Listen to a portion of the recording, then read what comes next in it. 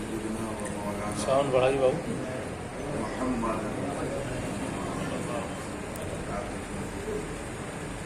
فاطما في تدبيراته بول رہا ہے. حسنا في صفاته شديدا في تجلياته وعلى آله وأصحابه أجمعين. أما بعد أعوذ بالله من الشيطان الرجيم. بسم الله الرحمن الرحيم.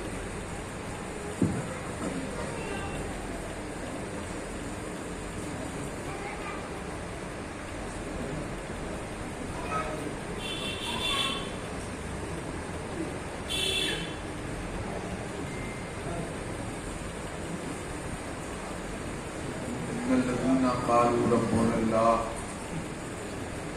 ثم استقاموا تتنزل عليهم الملائكة ألا تخافوا ولا تحزنوا وابشروا بالجنة التي كنتم توعدون. نبی اور آل نبی پر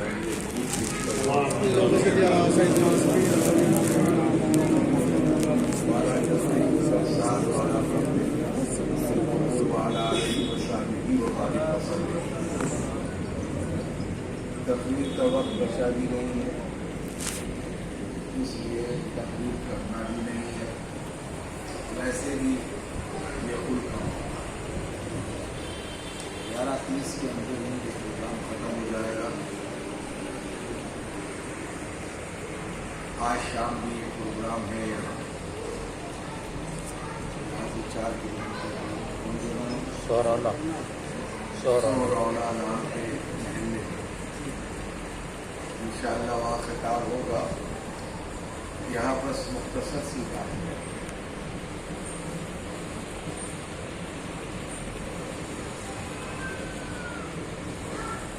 سلسلے عالیہ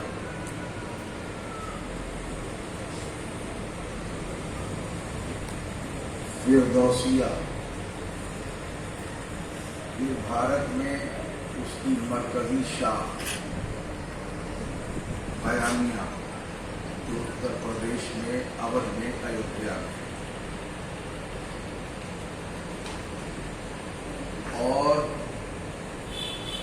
ایودھیا سے بغیری شریف، پھر وہاں سے ایودھیا میں بھی ہیں حالات کے مطابق، جہاں میں ہر سال اپنے بزرگوں کی بارگاہ میں شامل نہیں کیا. اس بار میں مقبول شاہ جمال الاولیاء شاہ کمال الاولیاء کہ اس کی تقریبات رہی ایودھیا میں. اسی سلسلے عالیہ فردوسیہ جمالیہ قیامیہ اور اس کے بعد بہت نازک شہر میں اس خاندان میں ایک شخصیت پیدا ہوئی جس کی تقریر کرنا مقصود نہیں ہے. مخدوم الملت علامہ پیر سید عبدالسبحان نور اللہ مرکزہ.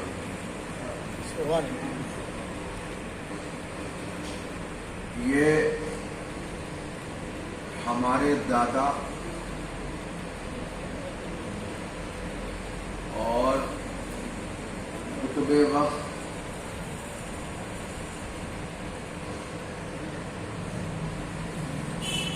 حضرت علامہ سید اکبر علی نور اللہ مرکزہ کے بیٹے حضرت خواجہ سید عابد حسین نور اللہ مرکزہ کے نواسے تھے. مظہر مخدوم پیکھا سراج اولیاء، مرشدی مخدوم ملت پیر کامل رہنما حضرت علامہ سید عبد سبحان پیشوا پاس بانے دین پیسائے نبی بن گیا.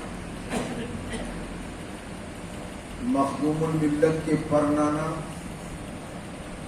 ماں کی طرف سے اور رشتہ پدری کی طرف سے پر دادا.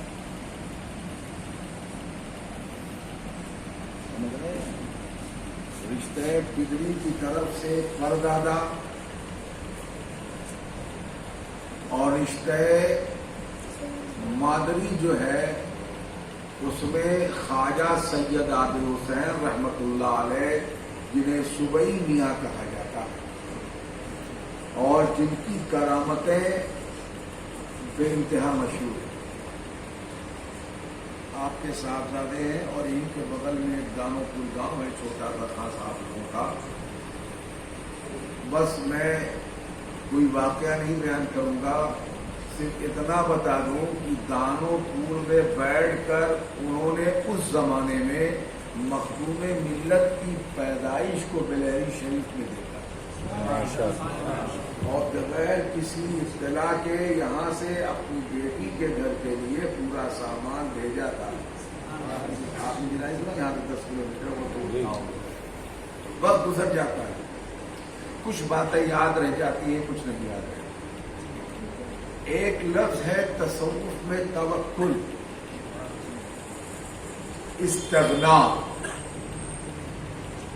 اس پر کوئی جلدی فائز وائز نہیں ہوتا اور اس پر فائز ہونا بہت آسان بھی نہیں ہے. آپ محدث ہو سکتے ہیں اور مفتی بھی ہو سکتے ہیں, مفسر بھی ہو سکتے ہیں, ہر بڑا مذہبی جلسہ آپ مذہبی عہدہ آپ حاصل کر سکتے ہیں, کسی تحریک کے سربراہ بھی ہو سکتے ہیں, لیکن توکل یہ جو تصوف کا ایک خاصہ ہے جس کے بغیر کبھی انسان نہ کا وجود نہ باب اجابت کے قریب پہنچتا ہے اور نہ اس کے لیے حجابات ہٹائے جاتے ہیں. سبحان اللہ. بندہ جب توکل و استغنا کی منزل پر پہنچتا ہے تو دروازے واہ ہو جاتے ہیں, حجابات ہٹا دیے جاتے ہیں اور پھر وہ بندہ انوار الہیہ کے مشاہدات اپنی آنکھوں سے کرتا ہے.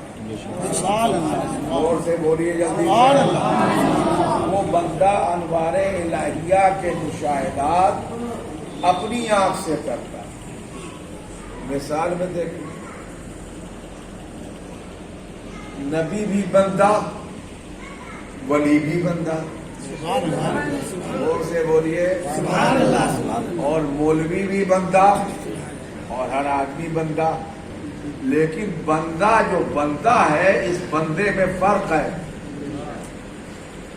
ہر نبی ولی تو ہے لیکن ہر ولی کسی نبی کے درجے کسی نبی کے برابر نہیں ہو سکتا.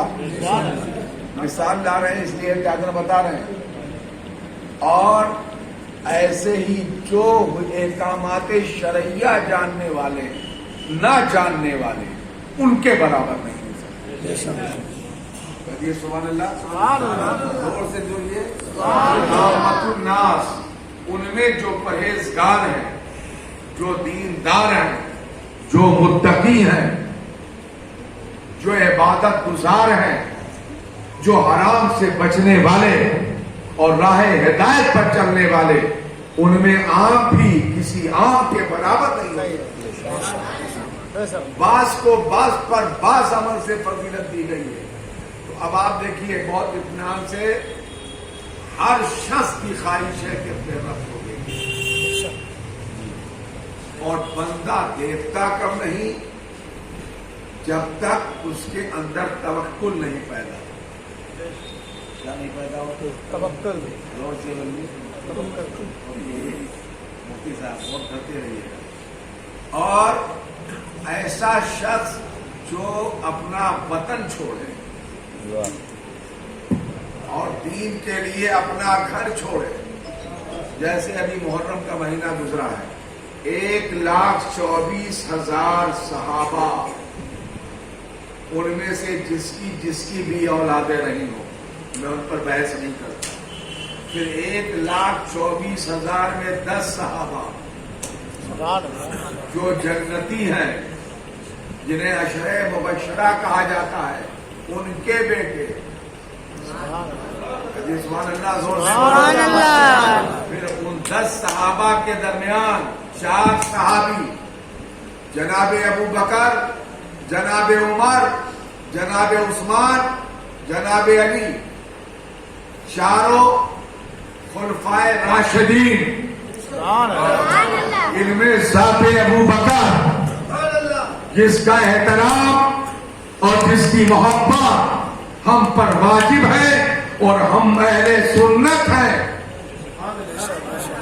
ہمارے وہاں اس بات پر اجماع ہے کہ جو ابو بکر صدیق کی شان میں گستاخی کرے یا ان کی تنقید اس کے لیے سوچے، تحقیق کی وہ شخص کافر ہے. رہ گیا عمر ابن خطاب، یہ جماعت شیخین میں ہے. عثمان غنی یہ بھی اسی میں شامل ہے. علی سبحان اللہ.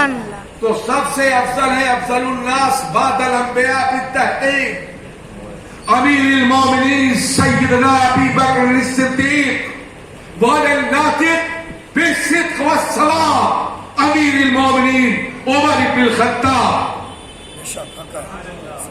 والا کامل الحیاء والإقار امیر المومنین سیدنا عثمان بن عفان والا غالب کل غالب امیر المومنین سیدنا علی بن ابی طالب. سبحان اللہ. زبان رضا میں بولتا ہوں، ذرے بھر کر تیری پیداروں کے تاج سر بنتے ہیں سیاروں کے. صدق و عدل و کرم و ہمت چار سو شورے ہیں ان چاروں کے. اور کیسے آقاؤں کا بنتا ہوں رضا، بول والے میرے سر کا.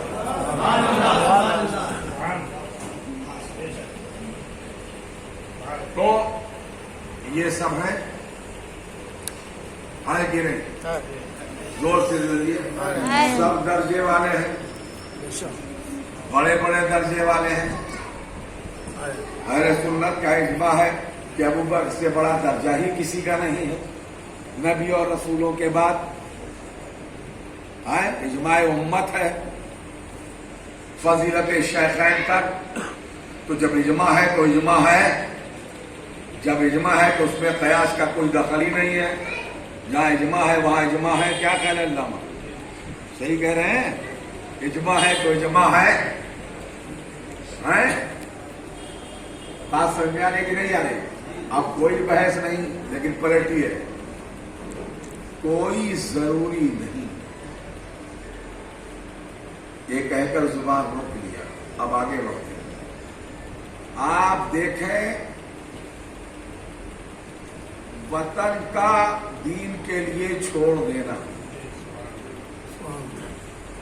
کیا وطن کا دین کے لیے چھوڑ دینا؟ زور سے بولیے. اور دین کے لیے تکلیف کا برداشت کرنا. بہت سمیٹ کے بولوں گا، ایک دلیل پر اپنی بات ختم کر دوں گا. اور بھوک اور پیاس کا برداشت کرنا، اور ہتک اور بے عزتی کو جھیلنا، بے شرموں کی بے شرمی کے الفاظ کو برداشت کرنا، اپنوں اور غیروں کے الٹے سیدھے اچھے برے مشوروں کو سننا، اور دین پر دنیا کو چھوڑ کر استحکام کرنا، قیام کرنا، قائم ہونا، اسی کو کہتے ہیں توکل. اور قرآن میں توکل جو ہے اس کی قرآن توکل کو ان لفظوں میں بیان کرتا ہے. وَلَا نَبْلُوَنَّكُمْ بِشَيْءٍ مِّنَ الْخَوْفِ وَالْجُوعِ وَنَقْصٍ مِّنَ الْأَمْوَالِ. اللہ پر بھروسہ بندے کا اتنا زیادہ ہو کہ چاہے جان چلی جائے یا مال، باغات برباد کر دیے جائیں یا زمینیں، یا اس کی اپنی جان پر بنائے مگر وہ راضی برضا ہو. سبحان اللہ. سبحان اللہ. اور سے بولیے سبحان اللہ. یعنی کی دولت چھوڑ دے اور مکان چھوڑ دے، رشتے اور ناطے سے منہ موڑ لے. لیکن توکل کی تو میں 6-7 تعریف کر سکتا ہوں. یہاں موضوع کے اعتبار سے تعریف کر رہا ہوں. تو یہ ہوا توکل، بھروسہ اپنے رب پر۔ بندہ جب اس منزل پر آ جاتا ہے تب قرآن کی دوسری آیت کریمہ جس کی تلاوت کیا، وہ لوگ جنہوں نے کہا رب اللہ ہمارا رب ہے، اور رب کہہ کر نئے انداز سے آپ سمجھیے سب تج دیا، انہوں نے رب کہا اور سب تج دیا۔ ثم استقاموا کا مطلب ہے انہوں نے سب چھوڑ دیا۔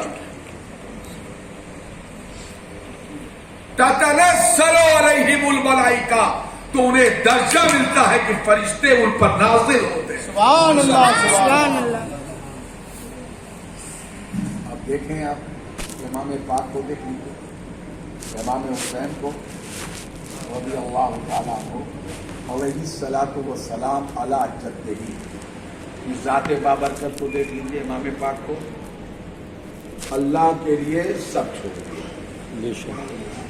کیا مدینہ شریف چھوڑا، مکہ شریف چھوڑا، راہ کوفہ میں گئے، مصائب و آلام سے گزرے، سب یزید کے سامنے سرنڈر ہوتے چلے گئے۔ بڑے بڑے باپ کے بیٹے انہوں نے سرنڈر کر لیا یزید کے سامنے، کچھ دب گئے، کچھ نے سمجھوتا کر لیا۔ تنہا ایک امام کی ذات تھی جو نہ دبنے پر تیار تھی، نہ سمجھوتا کرنے پر تیار تھی، نتیجتاً وہ بھی شہید ہو گئے۔ بات سمجھ آ رہی کہ نہیں؟ جی جی کیا ہو شہید ہو۔ تو بندہ جب اس عمل سے گزرتا ہے تب اسے درجہ ملتا ہے۔ بڑے یہ دیکھیے جناب موسیٰ نے اپنا وطن چھوڑ دیا، کہہ دیجیے ہاں، نیل کو پار کیا، کہہ دیجیے ہاں، مصر سے نکلے ہیں، جارڈن کے راستے سے آگے بڑھے، تو اس کے بعد نہیں وہ سب وادی والی کی بات نہیں کرنا ہے، اس کے بعد سیدھے پہنچے اس علاقے میں جہاں کوہ طور تھا، یعنی موسیٰ کی جو منزل تھی نظام الہیہ میں پوری ہو چکی تھی، اور جناب موسیٰ دور پر گئے، روشنی دیکھ کر بہت قریب ہوئے، اور انہوں نے اس طور کو پر گئے، انہیں حکم دیا گیا تھا طور پر جانے کا، وہ گئے طور پر، سورج شاہ کو بتا رہے ہیں، انہوں نے اللہ سے طور پر ایک دعا کی، وہ اپنے رب کو دیکھنا چاہتے تھے۔ سبحان اللہ سبحان اللہ۔ سبحان اللہ۔ اور رب وہ ہے جسے کوئی دیکھ ہی نہیں سکتا، اور وہ دیکھنا چاہتے تھے۔ موسیٰ نے بارگاہ الہی میں عرض کیا، اپنی خواہش کے بارے میں بتایا، آواز آئی جو موسیٰ نے سنا، موسیٰ نے پھر خواہش کا اظہار کیا، پھر آواز آئی، پھر خواہش کا اظہار کیا، پھر اللہ رب العزت نے ایک تجلی نازل فرمائی۔ مقدار کا تعین تو نہیں کر سکتے، لیکن آپ کو سمجھانے کے لیے اتنا بتا دیں کہ سوئی کا ایک سوراخ ہو اور اس سوراخ کو 1 کروڑ حصے میں تقسیم کر دیا جائے، تجلیات الہی میں ایک تجلی نازل ہوئی، اس کام کے نزول سے دور چور ہو گیا اور موسیٰ بے ہوش ہو گئے۔ سبحان اللہ۔ اب آپ سمجھیں، جب بندہ ان منزلوں سے گزر جاتا ہے، یعنی وہ ہجرت کر دیتا ہے، اللہ جب کسی پر کرم فرمانا چاہتا ہے اور کسی کو مرتبہ اور درجہ دینا چاہتا ہے تو وہ بندہ ہجرت ضرور کرتا ہے۔ خواجہ سید اکبر علی نور اللہ مرکزہ کی مرکز نوری پر حاضر ہیں۔ حضرت نے بھی اس زمانے کے حساب سے 200 کلومیٹر لمبا جو سفر کیا، صاف ظاہر ہے جنگلات تھے، قریہ جات نہیں تھے، راستے میں کم سے کم سرائے رہی ہوں گی، مختصر پڑاؤ رہے ہوں گے، اندھیری راتیں رہی ہوں گی، اور شب بسری کے لیے نہ معلوم کن کن میدانوں میں سوئے ہوں گے. انہوں نے بلیری شریف سے یہاں تک کا سفر سبحان اللہ. کس بنیاد پر ہو؟ جب تک کوئی ستایا نہیں جاتا، اور جب تک کوئی تڑپایا نہیں جاتا، اور جب تک کوئی الجھایا نہیں جاتا، جب تک کوئی پریشان کیا نہیں جاتا، تب تک بندہ ہجرت کہاں کرتا؟ سبحان اللہ. لیکن وہ بندہ جب رب کی رضا کے لیے ہجرت کرے. صاف ظاہر ہے اس زمانے کے حالات کے اعتبار سے حضرت نے بلیری شریف سے یہاں کے لیے ہجرت کیا. سبحان اللہ. سبحان اللہ. زور سے بولیے. سبحان اللہ. اور پتہ نہیں کیا کیا حضرت کے پاس تھا اور کیا کیا حضرت نے ہجرت میں پایا. پھر حضرت سے ان کے بیٹے خواجہ سید عابد حسین کو ملا.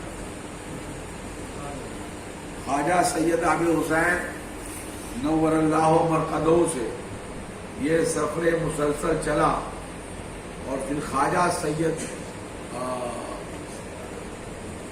عابد حسین رحمت اللہ علیہ سے یہ ٹرانسفر ہوا مخدوم الملت علامہ پیر سید عبدالسبحان نور اللہ مرقدہ. سبحان اللہ. سبحان اللہ. بس بندہ جب اس راستے پر چلتا ہے تو پاتا ہے. علم اس راستے کے لیے صرف ایک زینہ ہے. آپ چاہیے تو اسی پر رک جائیے، اور چاہیے تو آگے سفر کریں. تاریخ میں بڑے بڑے نامور پیدا ہوئے، بڑے بڑے تاجدار پیدا ہوئے. علامہ وجہ القمر صاحب کا ایک شعر میرے دماغ پر نقش ہو گیا کہ علامہ نے فرمایا عطار ہوں، رومی ہوں، رازی ہوں، غزالی. عطار ہوں، رومی ہوں، رازی ہوں، غزالی، کچھ ہاتھ نہیں آتا بے آہے سحر گاہی. آپ دوپہر میں کیا درس دیتے ہیں یا کون کون سی کتابیں پڑھاتے ہیں، کس کس سبجیکٹ میں آپ کو کیا حاصل ہے، وہ آپ کی کلاسز آپ کو مبارک ہو. عطار ہوں، عطار کا نام ہی علم ہے، رازی کا نام ہی علم ہے، رومی کا نام ہی علم ہے، غزالی کا نام ہی علم ہے. عطار جیسا علم رکھنے والے